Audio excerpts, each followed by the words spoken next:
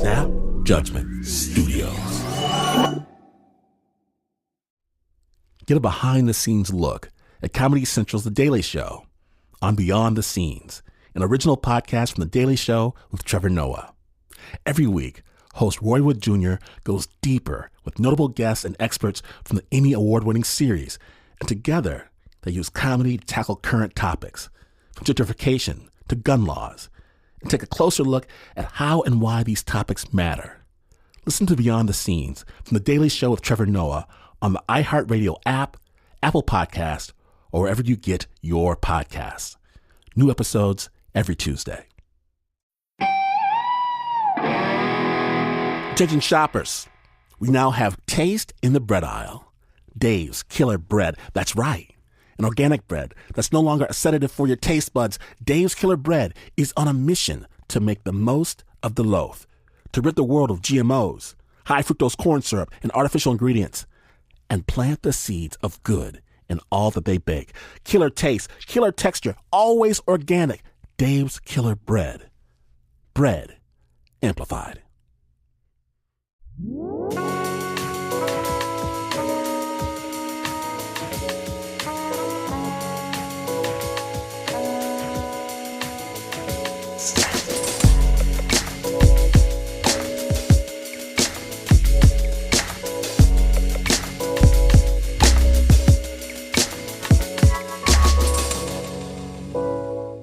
Okay, so my father, he told me early on, see, boy, your little white friends, they think life is fun and games.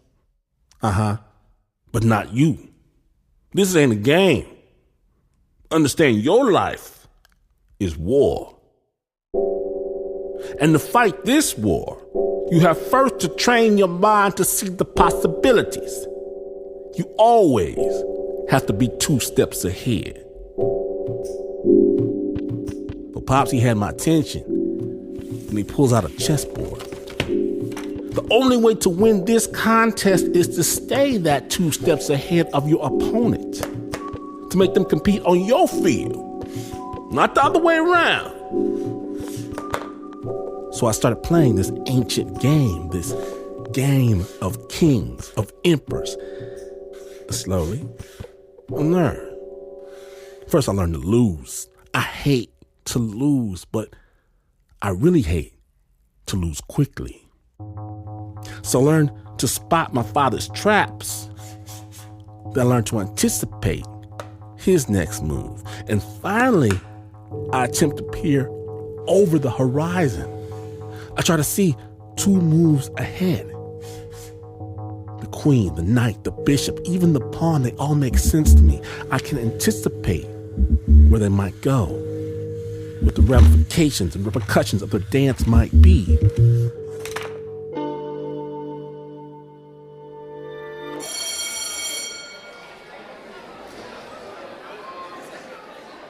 Then I go to school, and I play chess against my friend Matt. I have trained to beat him by thinking 2 moves ahead. But instead of me whipping him, Matt whips me. I stare at the remainder of my army, my king bent in defeat, and I ask him, how? How did you do that? And he tells me that he always tries to think 3 moves ahead. So I try again. 3 moves ahead. I will think 4. And sometimes I can beat Matt. And I go about my life, occasionally playing this game, reminding myself to think ahead. And 2 weeks ago, I had the insomnia. 3 in the morning, I leave. I walk to go get a donut because I'm insane and I never have been to the donut shop at 3 in the morning. Colonial Donuts at Lakeshore Avenue in Oakland. And there's a line, a line, crazy. Bunch of rough-looking characters, leather, big fellas, scowling. It takes me a moment to realize what they're scowling at. Not at me. At chessboards. Half a dozen set up in the donut shop at 3 in the morning. But these, they have the timers. And you have to make your move in just a few seconds. And this guy, he sees me looking. He motions towards the board and he says, $20. And I'll take that bet. Because what this clown doesn't know is I think 4 moves ahead.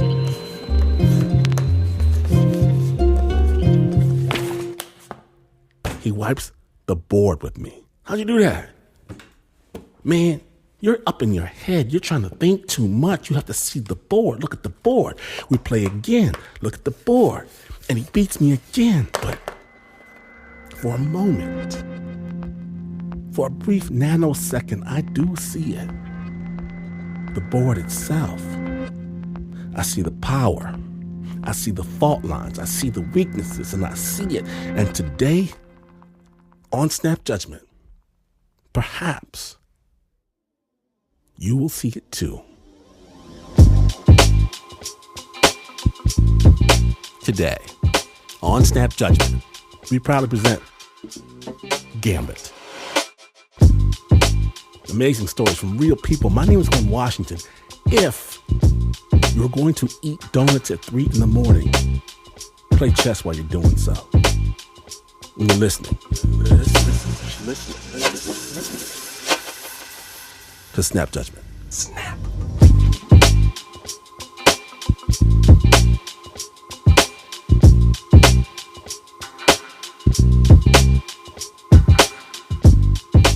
Now then, there's a word for songs that won't leave your head.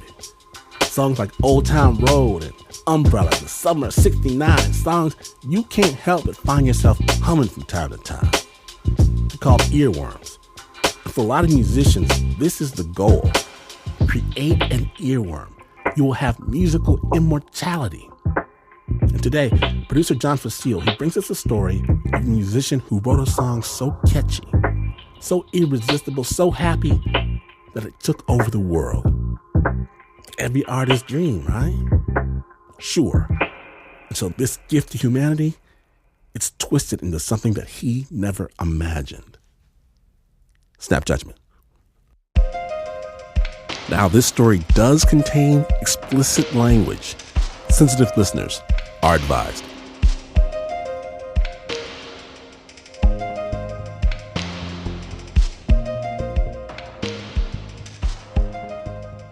First of all, I was 36 years old, which is old, you know, when you're 18 and you want to be a rock star. Like, you're not thinking about yourself when you're 36.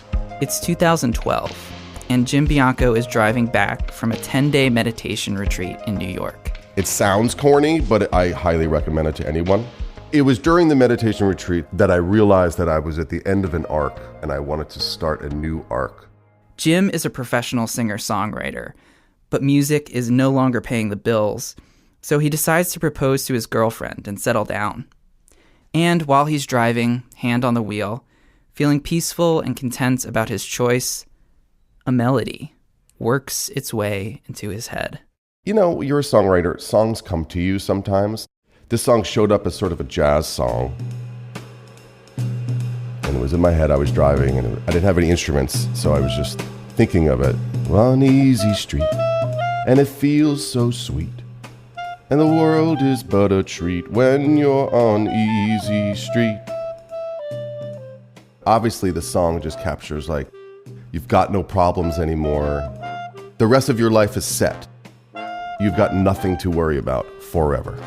We all know that's not true, but the concept of that was just so lovely.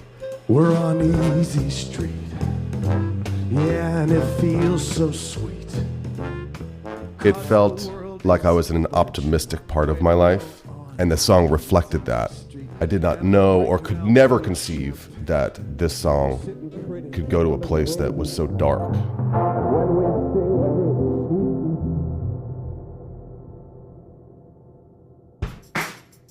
Jim first records a pop version of the song.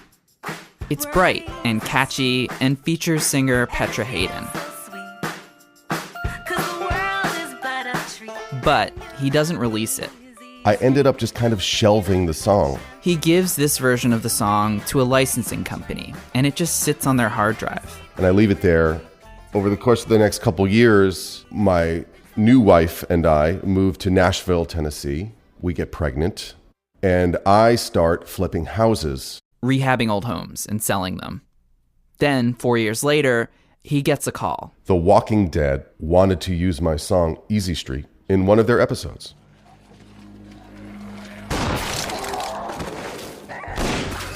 The Walking Dead, a show about a zombie apocalypse and the terrible things that human beings do to each other afterward. Also, one of the highest rated TV shows of all time. Yes, I thought it was weird that violent, crazy show would use a happy, goofy song like mine, but I did not imagine what the use would be. Even though, to be fair, it was totally detailed in the deal that they sent me, I just literally didn't read it. The episode airs just 2 days before the 2016 election. In it, one of the main characters, Daryl, has been captured by an authoritarian group. It was in like a torture chamber, he was locked in the dark. And they were playing this song, my song, the super happy, chipper song, over and over. It was a montage over days. And they played my song 9 times in a row for what turns out to be 35 million people. That fucking song again? Walking Dead fans post their reactions on YouTube. This is actually so messed up. Oh my god, dude, shut this fucking song up. It's driving me fucking crazy. I didn't take it as a negative thing, to be honest with you. I thought it was funny. You know what? Easy Street can fuck off. I was in Nashville with a hammer in my hand, demoing walls, and doing radio interviews all over the country. And they all wanted me to hate it. Wow, they're using your song to torture someone because it's so happy and annoying.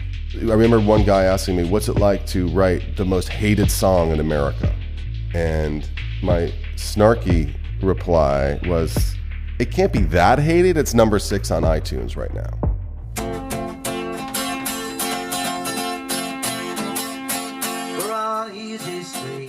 Easy Street trends on Twitter. It hits number 1 on the Spotify viral chart. YouTube is flooded with covers, a piano version, an a cappella version, a hair metal version, multiple ukulele versions. I was receiving videos from all over the world. Specifically, I remember this, like, mom, maybe even a grandma, I don't know, some woman in her 50s singing. Easy Street, oh yeah. That, to me, was a moment where I was like, this has gotten out of my control. If you're taking a tape, I'm gonna kill you. This is no longer up to me, whatever happens with the song. Not all of the videos are fun like this. 2 young men lock themselves in tiny rooms and listen to the song for 10 hours straight. I went through hell, dude. I'm gonna cry right now. My God, that's miserable. Please leave a like, share this video, get it around, please have not made, I can't even talk. But things don't get really out of control until almost 2 years later. Flash forward. Thanks to Easy Street, Jim is able to give up flipping houses. He and his family move to Los Angeles, where he gets work writing songs for film and TV. That's my life now. That's my second act. Then, someone sends him a tweet from an account belonging to Occupy ICE PDX, an activist group in Portland, Oregon. For about 11 days now, protesters have camped at the entrance to the Immigration and Customs Enforcement facility at Portland's South Waterfront. You can still see this encampment and many tents that are still up here this morning. There was a video in the tweet, and it said ICE has been playing children's music at us for the last 12 hours. I'm wondering why somebody pointed me to this tweet, and I click on the video. In the video, Jim can see a line of tents next to a nondescript building with a high metal fence. And they're playing Easy Street over and over and over again. In the summer of 2018, protesters set up camp outside ICE headquarters in Portland. They were there to protest the separation of families at the border, and there were about 100 tents. It was quite an operation. We had a medicinal herb garden, vegetables, sunflowers, because sun melts ice.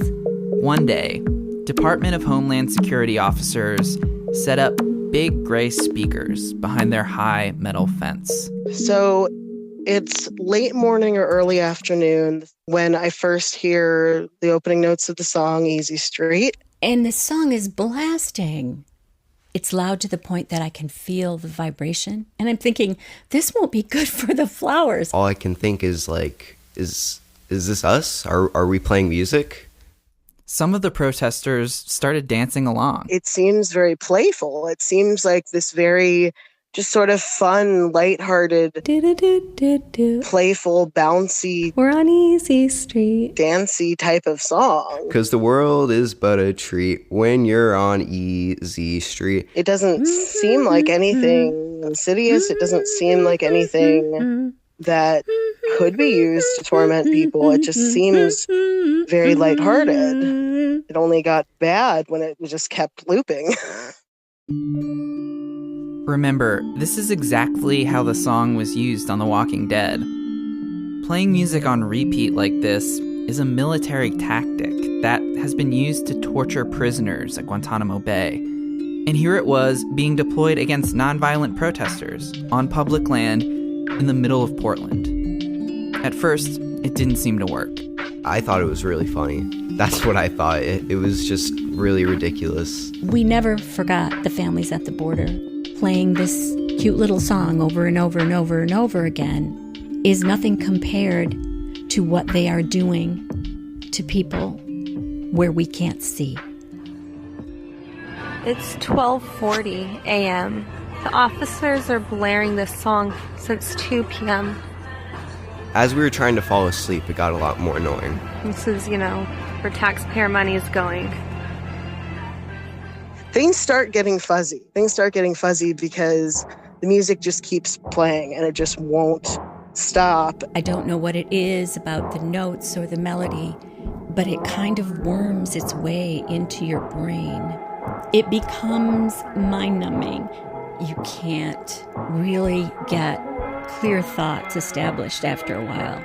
There were definitely some people having panic attacks. Just people that, coming up crying, like that they couldn't sleep. I hear someone say, "Shut the fuck up," screaming at the speaker. I just start feeling ill after a while of just listening to it over and over. And I remember just needing to leave.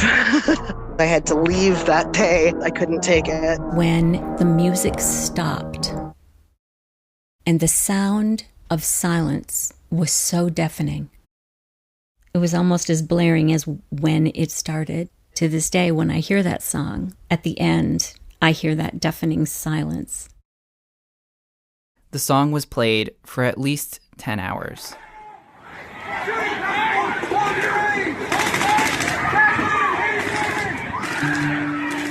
The protesters in Portland were also tackled and shot with pepper balls, which are like paintballs but full of pepper spray. Officers propped up cardboard cutouts of human figures in the windows of the ICE building, Home Alone style. They also posted snipers on their roof and blasted the camp with spotlights, and they played Metallica and Ice Ice Baby and the sounds of dogs barking over their speakers. So look, I'm working on this story that deals with the use of a particular song. A government spokesperson said that the use of Easy Street had been unintentional. Is that the on-the-record answer? Mm-hmm. That officers outside the building had simply been listening to that song on repeat for that long. My song was used in a malicious way to hurt people. As an artist, you hope to create things that affect people's lives. And this is not what I imagined when I thought that I would be an artist creating things. Jim sent a cease and desist to the Department of Homeland Security to get them to stop playing Easy Street. A few weeks later, he got a letter back. Thank you for your letter of July 27th, 2018. Without acknowledgement or admission of copyright infringement, we can confirm that DHS will not reproduce distribute, or publicly perform Easy Street. Should you have any remaining concerns about this matter, please do not hesitate to contact me. So on and so forth. We're saying that we did it and we won't do it again. That's what they're saying. After 38 days, Portland police broke up the camp.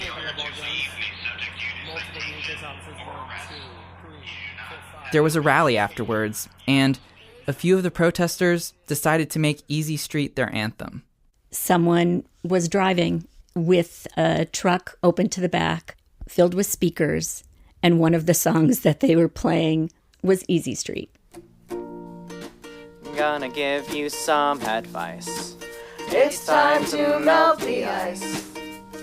Someday they'll pay the price when we all take the streets. And of course, it wasn't long before the protesters recorded their own version of Easy Street, featuring rewritten lyrics, and a horn section, and a bagpipe.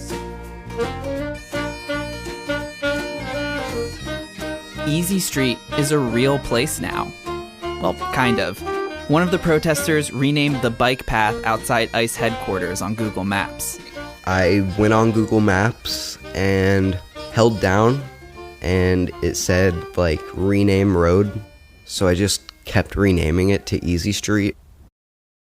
But then, last October, as a few protesters were leaving a courthouse in downtown Portland, something else happened. A car drove by, a silver Mustang. The Mustang slowed down. Someone inside was playing Easy Street and turned it up and looked at us and smiled. One of the people that I was with, who had been brutally arrested, thrown to the ground. When they heard that music playing, it was just too much for them. They kind of started to crumble, and they started to cry.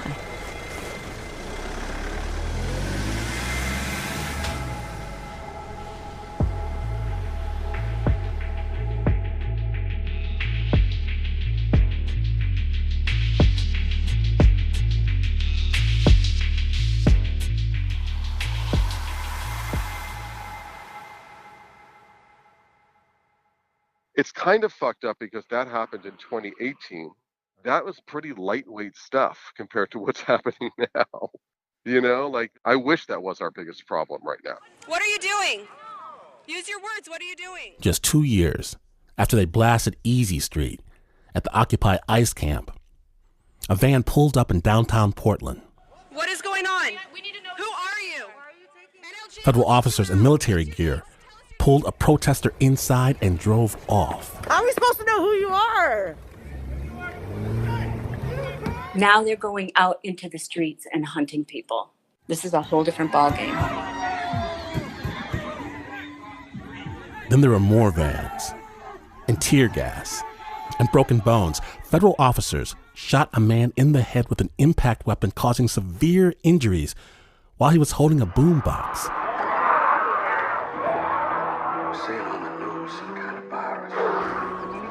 But this is not a zombie TV show. Easy Street is still there on Google Maps, but as far as we know, officers have not used the song against activists since we first ran this story. More information at our site, snapjudgment.org. That story was produced by John Fecile and scored by Renzo Gorrio. Big thanks to Joe Sivick and Deena Prichep.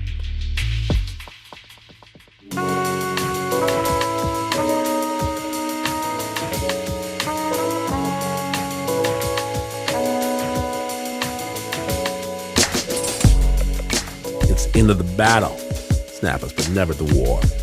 And if you missed even a moment, or you want more amazing storytelling, including live performances by Snap Judgment's Queen of Comedy, Jim Colbert, or the Storyteller of the Year, Don Reed, well, get you to the Snap Judgment podcast. And it's never been more important because we, here at Snap, we have this crazy belief that it is hard, it is difficult, nigh almost impossible to hate someone if you know their story. Snap Judgment was brought to you by the team that never locks anyone in cages. Take a bow if you would. The producer, Mr. Mark Ristich. Pat Mesiti-Miller, Anna Sussman, John Fecile, Renzo Gorrio, Liz Mack, Shayna Sheely. And overhead, on the flying trapeze, Teo Ducot, Nancy Lopez, Flo Wiley, Mika Singh, Leon Wimoto, Marissa Dodge, and Lauren Newsom. And even though this is not the news, no way it's just the news. In fact, you could wake up on the wrong side of the bed one day, start a fight with a skinny, tiny, shy kid in the corner, and get knocked out with a lightning uppercut for your troubles. And you would still not be as far away from the news as this is. But this is PR.